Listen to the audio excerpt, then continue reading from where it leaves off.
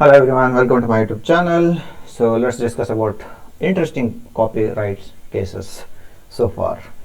So there are three case studies under this topic that we will discuss. The first case study is David versus Macacos, that is Indonesia 2011. So in 2011 what happened? There was a photographer whose name was David Slater.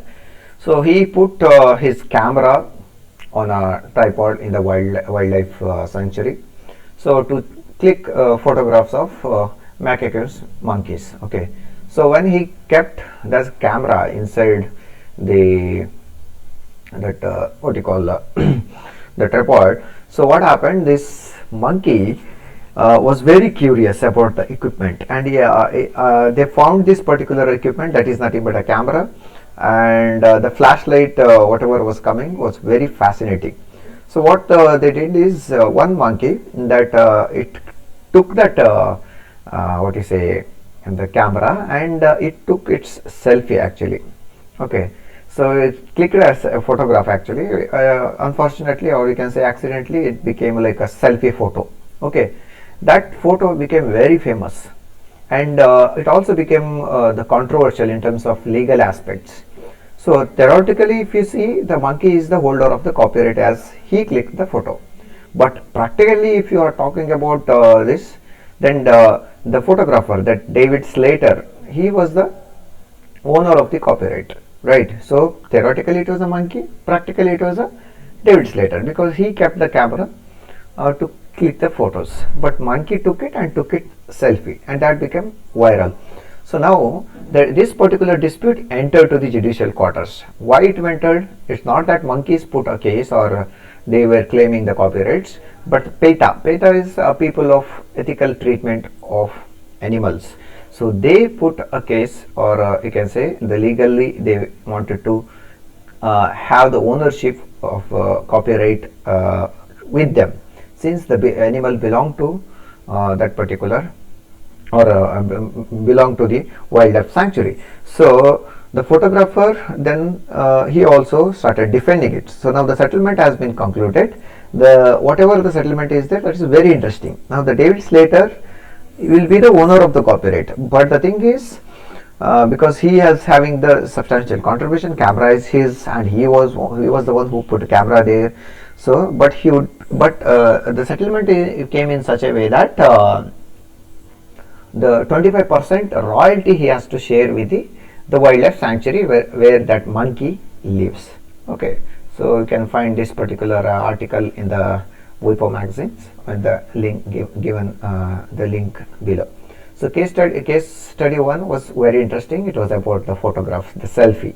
Okay, so finally the David Slater won the case, but he has to give the 25% royalty to the that wildlife sanctuary. Okay, that was about one of the interesting copyright case, or case study, what you can say. Next, case 2, what happened? So all of you know that Happy Birthday to You, that song is nowadays is available for public, but there is an interesting history behind it. So according to the Guinness World Record in 1998, it was the most recognized song in the English language. In 1998, it entered to the Guinness World Records. Now the melody, that the Happy Birthday to You, originates from the song, that is the Good Morning to All. The only melody was there, lyrics were not there for that. Only melody was there, which has traditionally been attributed to the American sisters, namely Patti Smith Hill and Mildred J. Hill. So in 1893, back then in the 19th century. Now these sisters composed a melody of the Good Morning to All to make it more interesting for the children. In 1935, what happened? The summary company registered the copyright on the piano setting on the song. Now what they made, the same melody, they made a piano audio recording, and 1935 they claimed, or they registered for the copyright.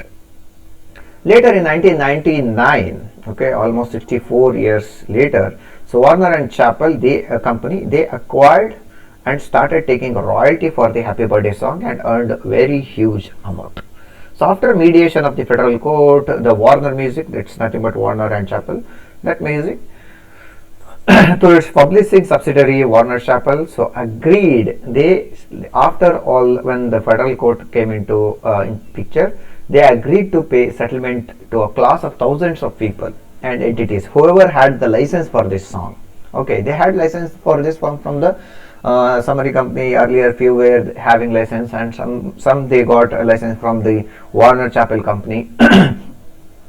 So that's why what happened, most of the people were having the license for this, using this particular song, or you can say the melody. So now finally in 1999 the Warner Chappell, they later they agreed to pay the settlement to class of thousands of people and entities also. So who had paid the license fee, whoever had paid the license fees for it, they gave settlement fees. Okay, so to use the songs in 1947-49, they were having almost around 50 years. These entities and the people who were holding the license, they were using it. Later in 1999, the Warner Chappell, they have taken the complete ownership of it, and later they got it. They paid settlement fees for them. So nowadays, make sure that, please note that the copyright was taken only for the melody. Okay, it was registered only for melody, not for the lyrics. Nowadays the song is available in the public domain. Now you don't have to take any copyrights for it to use this song. Okay, so that was about the case study regarding Happy Birthday to You. Next, the case study 3. Very interesting fact, in India only we know that a very well-known actor Amitabh Bachchan, his father was a great poet. Okay, so he almost I guess died in 2003. So after we already studied that the copyright will be the period will be after the death of the author, 60 years after the death of the author. So now since 2003 he died, so till 2063 only his legal heirs can enjoy the royalties whichever is coming from his work. Okay, so Amitabh Bachchan to lose copyrights over his father's work in 2063, because fathers of the renowned work of Amitabh Bachchan was late Shri Harivansh Rai Bachchan. He was a noted poet and Hindi writer. His most famous work was Madhushala 1935. He was the recipient of the Sahitya Akademi Award and as well as Padma Bhushan. He also did Hindi translation of Shakespeare's Macbeth and Othello. So he passed away on 18 January 2003 at the age of 95. So as per the Copyrights Act 1957, the rights over his work will be completed in the year of 2063, because we know that the rights remain with the author for his lifetime plus 60 years. So those are some interesting facts or the case studies of the copyrights. So far whatever we discussed in this module, copyrights over. Now from the next class we will be discussing about trademarks, that we will discuss in the next class.